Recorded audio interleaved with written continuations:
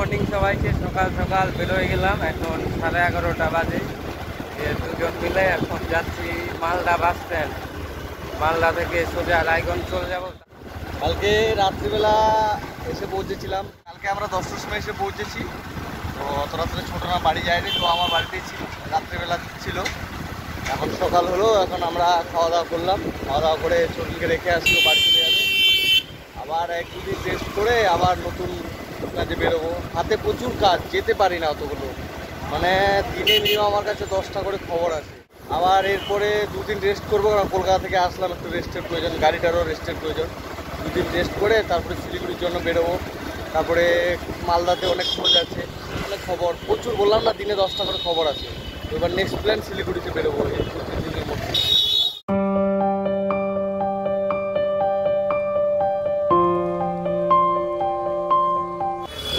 মঙ্গলবার তো বেরোবো আর কিছুক্ষণের মধ্যেই, বাস আসলেই। চলে আসলাম রায়গঞ্জে, এখন বাড়িতে যাওয়ার জন্য টোটো ধরতে। কলকাতা থেকে আসার পর আমি আর ঘুরতে বেরোয় গেলাম। এটিএমে যাচ্ছি, একজনকে টাকা পাঠাতে।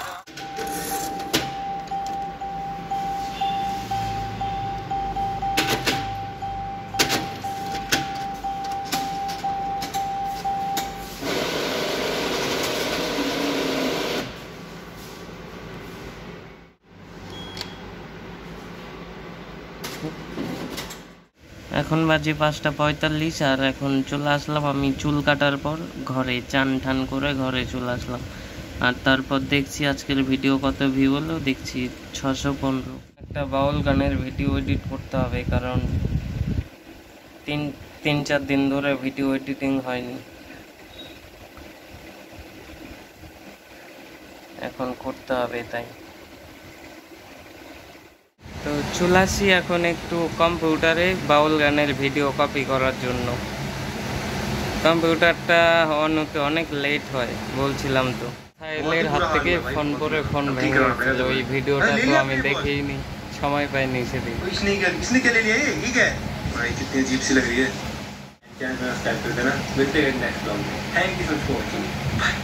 9:54 তো এখন একটা বাউল গানের থাম্বনেল এডিট করব। আর আমি ভাবছি যারা যারা ইউটিউবে থাম্বনেল বানানো শিখতে চাও তাদেরকে থাম্বনেল বানানোটা শেখাই।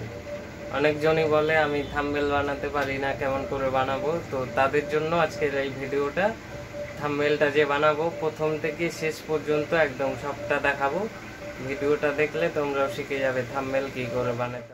একটা আমার বাউল গানের চ্যানেল আছে, ওই বাউল গানের চ্যানেলটার জন্যই বানাচ্ছি। তো তোমরা যে কোনো ধরনের করতে পারো, মানে কি করে করতে হয় দেখাবো, দেখতে থাকো ভিডিওটা শুরু করছি, দেখতে থাকো। আমার কাছে এই যে এই অ্যাপটা আছে, যেটা দেখা যাচ্ছে না, আর এই যে আঙ্গুল সরালাম দেখা যাচ্ছে, এই অ্যাপটার নাম পিক্সআর্ট। তো পিক্সআর্টটা আগে অন করলাম, তারপর এখান থেকে এই যে ফ্রি ব্যাকগ্রাউন্ড, এই দেখো ফ্রি ব্যাকগ্রাউন্ড। তো ফ্রি ব্যাকগ্রাউন্ড থেকে যে কোনো একটা ছবি নিতে হবে, আর নেটটা অন রাখতে হবে কিন্তু। এমন করে ধরো এটাই নিলাম। এরপর এই যে ক্রপ, সবার উপরে এই যে ক্রপ, এই ক্রপটায় টিপতে হবে। তারপর 16:9, মানে ইউটিউব থাম্বনেলের এটা সাইজ হয় 16:9, এটাই টিপতে হবে। এই যে টিপ দিলাম। তো এটাকে একটু জুম করতে হবে, একটু জুম করে এটা এমন করে দিলাম আমি, এই দেখো এক সাইডে নিয়ে নিলাম। এবার ওপরে চিহ্নতে ক্লিক করে দিলাম। তারপর একটু ব্লার করতে হবে, এমন করে দেখো 100% ব্লার করলাম। এই যে আবার রাইট দিয়ে দিলাম। তারপর এই যে আরেকবার 100% করে 200% ব্লার করলাম, তোমরা কমও করতে পারো। তারপর এই যে অ্যাড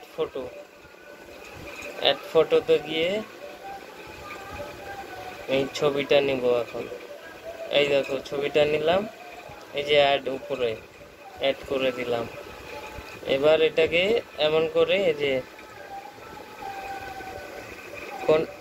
ছবিটা কতটুকু নেব এতটুকু এই যে সাইজটা করলাম। তারপর এই জায়গায় যে নিচে যে অপশন দেখছো সবার লাস্টে একদম এটাকে আগে ওকে করব, ওকে করলাম রাইট চিহ্ন দিয়ে। তারপর এই যে ফ্রি ফেস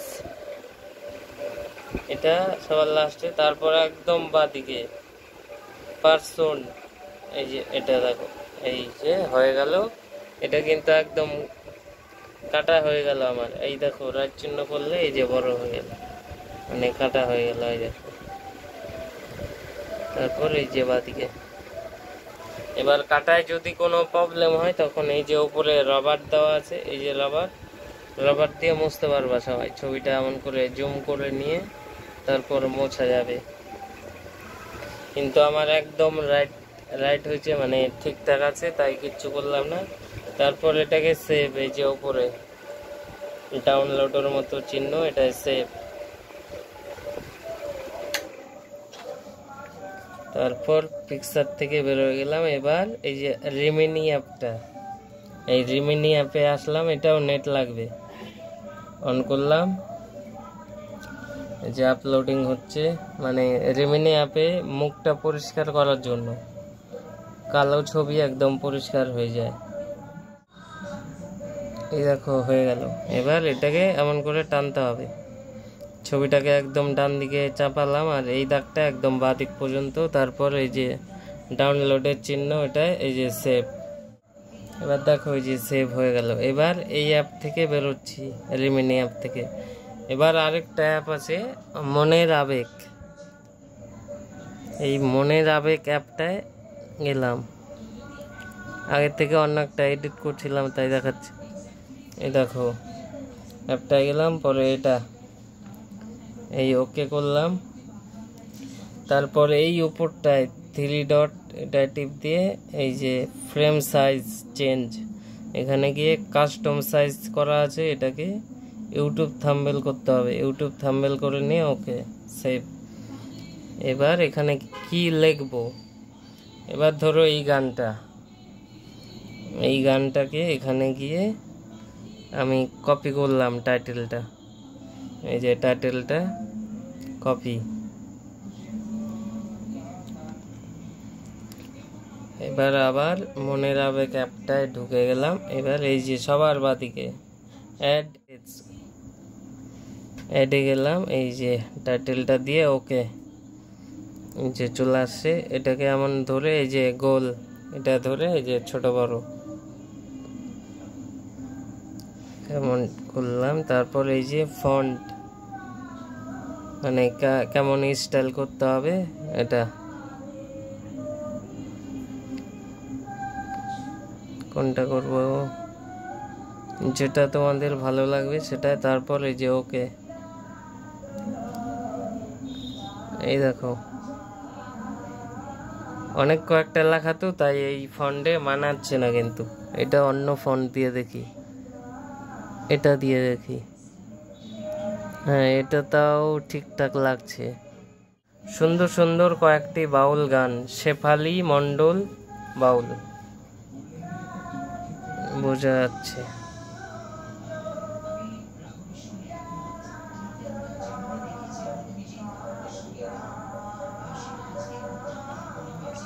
এবার ঠিকঠাক জায়গায় দিলাম।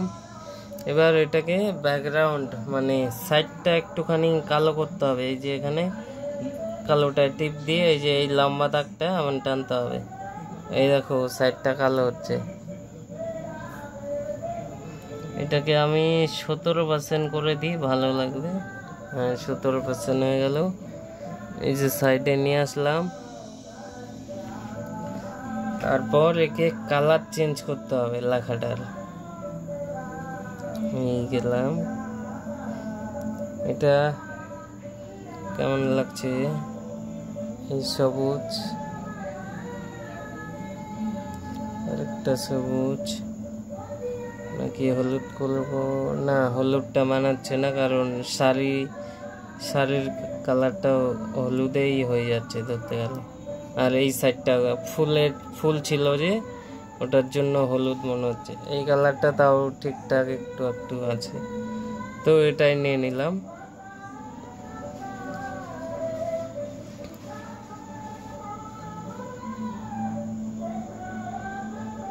তো এটাই থাক, এবার হয়ে গেল। এই যে উপর থেকে সেভ, এই যে সেভটায় টিপ দিয়ে এই যে কাস্টম হাই কোয়ালিটি করে এই যে সেভ। এবার একটা অ্যাড দেখাবে 30 সেকেন্ডের, 30 সেকেন্ড দেখায়নি। এই যে